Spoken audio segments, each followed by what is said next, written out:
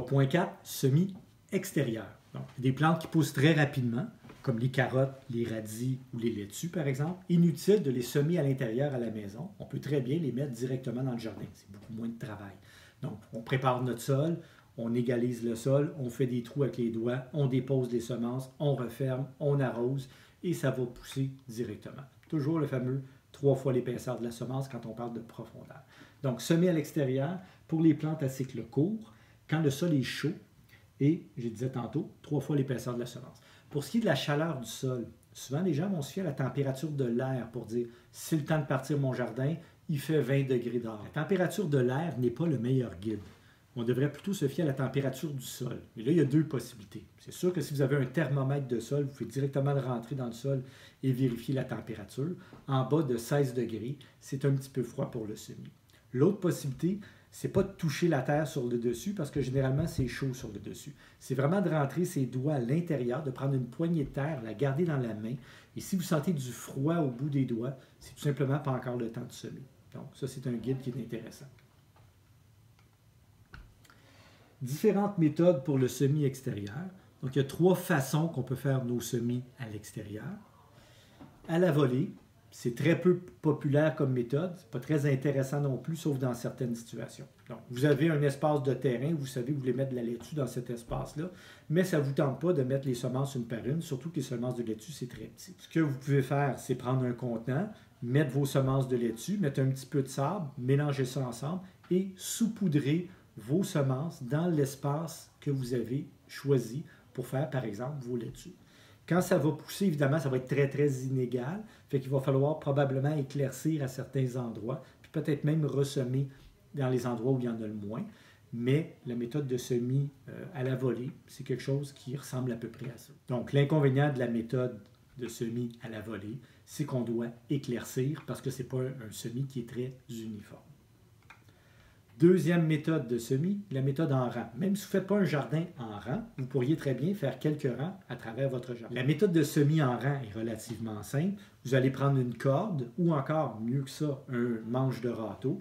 Vous mettez le manche au sol, vous le roulez un petit peu pour faire un beau rang droit et vous déposez tout simplement les semences dans le rang en respectant la distance entre les plants.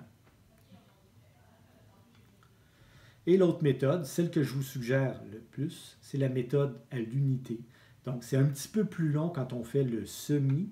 Par contre, on n'a pas pratiquement pas d'éclaircissage à faire. Donc, la méthode de semis individuel, je vais la faire en démonstration dans le potager probablement.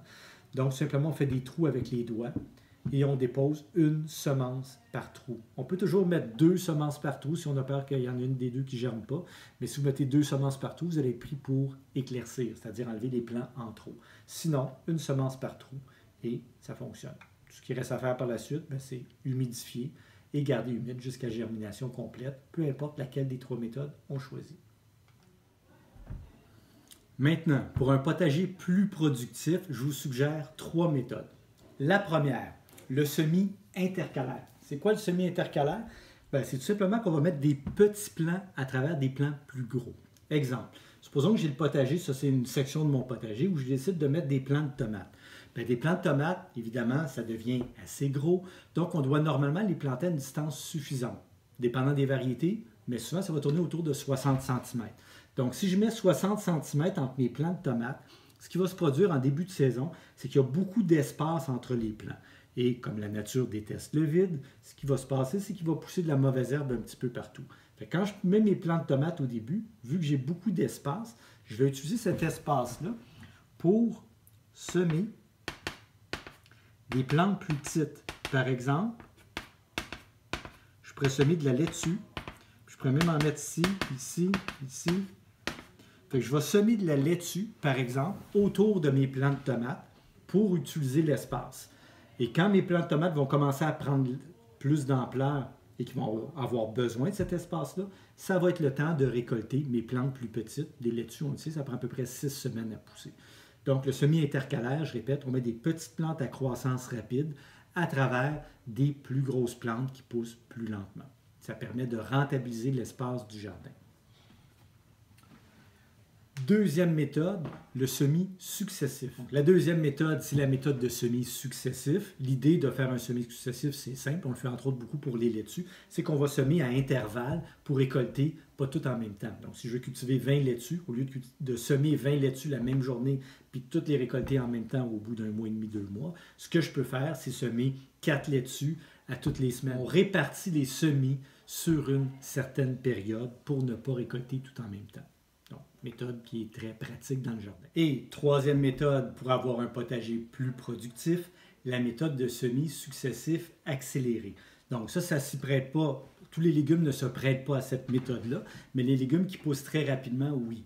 Donc, je prends l'exemple du radis, par exemple. Supposons qu'on prend une variété de radis très hâtive qui produirait en 4 semaines. Donc, du semis à la récolte. On sème le 1er mai. Les radis sont prêts le 1er juin. La méthode de semis successif accéléré fonctionne à peu près comme ça.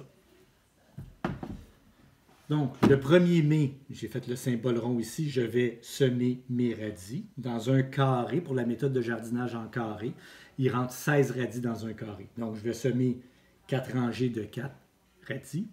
Et ces radis-là du 1er mai vont être prêts à récolter le 1er juin. Sauf qu'à mi-chemin dans leur croissance, c'est-à-dire le 15 mai, ce que je vais faire, c'est que je vais semer des radis à travers les radis que j'ai déjà semés. Donc, ceux-là, rendus au 15 mai, ils ont déjà 2 semaines de croissance. Je viens semer des nouveaux radis ici. Rendus au 1er juin, bien, ceux-là sont prêts à récolter. Et ceux-là ici ont déjà 2 semaines de croissance. Fait que ce que je vais faire le 1er juin, je vais revenir semer des radis partout où j'ai récolté. Ce que ça veut dire, c'est qu'avec cette méthode-là, on a 2 fois plus de récoltes dans une même période. Fait qu'à toutes les 2 semaines, je récolte et je ressème des radis. Ce que ça veut dire concrètement, c'est que pour un petit espace de 1 pied carré, 30 cm par 30 cm, je peux récolter 16 radis le 1er juin, 16 autres radis le 1er juillet, le 1er août, mais aussi le 15 mai, le 15 juin, le 15 août. Toutes les 2 semaines, je vais pouvoir récolter 16 radis. Ça veut dire qu'un petit pied carré comme ça peut produire facilement 64 radis et même beaucoup plus dans une seule saison. Évidemment, c'est intéressant comme méthode, c'est très rapide, c'est très efficace, mais ça demande beaucoup de présence au jardin. Donc, dans la situation comme on a à l'école ici, c'est moins facile de le pratiquer. Par contre, si vous avez un potager dans votre cour et que vous y allez à tous les jours ou très, très régulièrement, bien, c'est une méthode qui est très intéressante parce qu'elle est très, très productive. Alors, voilà pour la troisième méthode, semis successif accéléré. 3.5, planter au potager. Donc, les plantes que vous avez semées à l'intérieur vont éventuellement devoir être transplantées à l'extérieur. Quand est-ce qu'on les sort, ces plantes-là? On va pouvoir regarder un tableau à la page 28 qui est très clair, qui le dit avec précision. Mais en gros, les plantes les plus résistantes au froid vont pouvoir être plantées dès le début du mois de mai. Je pense entre autres à la famille du chou. Le chou, chou-fleur, brocoli, c'est des plantes qu'on peut sortir relativement tôt. C'est des plantes qui ne sont pas du tout frileuses.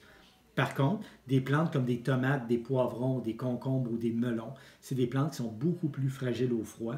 Alors, si on les a parties à l'intérieur, on ne les mettra pas au jardin tellement avant la fin mai, même idéalement le début du mois de juin. Donc, la date de plantation dépend de la tolérance au froid des plantes. Donc, on ne met pas toutes les plantes au jardin la même journée. Il y a des plantes qu'on va sortir plus tôt. Donc, je disais tantôt les plantes résistantes au froid et plus tard les plantes plus sensibles. Donc, plantes tolérantes au froid, brocoli, chou, chou-fleur, plantation environ début mai, si on parle de la région de Laval. Alors que pour les plantes plus frileuses, le basilic est particulièrement frileux, poivron, concombre, melon, plantation environ début mai pour ce qui est de la région de Laval. 2 indices vont nous aider à déterminer c'est quand le bon moment pour planter nos légumes à l'extérieur. Premièrement, la date du dernier gel potentiel. Donc, les périodes de pleine lune, généralement, le ciel est dégagé. Et quand le ciel est dégagé, généralement, les nuits sont plus froides. Donc, on va regarder la dernière pleine lune à la fin du mois de mai ou la première pleine lune de début juin. On dit normalement que c'est la dernière date où on risque d'avoir des gels au sol. Donc, si la première pleine lune, ou la dernière pleine lune de fin mai ou la première de début juin arrive, par exemple, le 3 juin, bien, on attendrait au 4 juin pour pouvoir mettre nos concombres, nos melons, nos trucs comme ça. Si la pleine lune arrive plutôt fin mai, le 28, le 29 mai, mais on pourrait attendre encore, comme je dis, une journée ou deux après pour commencer à mettre nos plantes au jardin. Donc, date du dernier gel potentiel. Et l'autre indice, c'est les températures nocturnes prévues. C'est pas tant les températures de jour qui comptent. Comme je disais tantôt, pour les semis, on va beaucoup prendre en considération la température du sol. Mais quand on parle de la température de l'air, c'est surtout la température de nuit qui nous inquiète. On aime bien attendre que les températures de nuit soient dans les dizaines. Donc, quand il annonce des 3 à 4 degrés la nuit, pas de problème pour les plantes de la famille du chou, mais il y a bien des plantes qui vont trouver ça difficile. Donc, pour les plantes plus frileuses et tout ça, on va attendre au moins d'avoir des nuits dans les dizaines. Donc, des 10-12 degrés la nuit, ça commence à être un petit peu plus confortable.